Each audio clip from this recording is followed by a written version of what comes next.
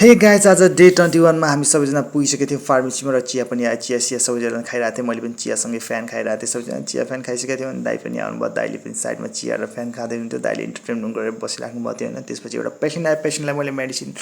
निकालेर चाहिँ राखिसकेको थिएँ साइडमा मेडिसिन निकालिसकेपछि उहाँको बिल पनि बनाउनु पर्ने थियो मैले साइडमा बिल बनाउँदै थिएँ अनि दिदीले चाहिँ माथिबाट चाहिँ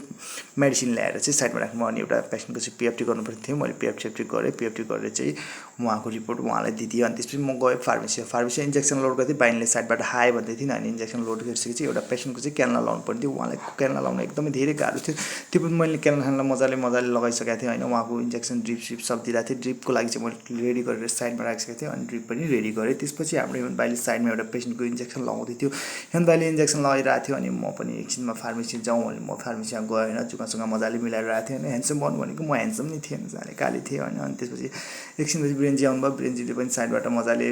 एउटा पेसेन्टको चाहिँ कलेक्सन गर्दै हुन्थ्यो ब्लड कलेक्सन गर्दै हुन्थ्यो अनि त्यसपछि उहाँले ब्लड कलेक्सन गरिसकेपछि साथीहरू आजको हाम्रो भिडियो कस्तो लाग्यो लाइक सेयर कमेन्ट सब्सक्राइब गर्नु नबिर्सनु र हाम्रो मेडिकल एजुकेसनलाई फलो पनि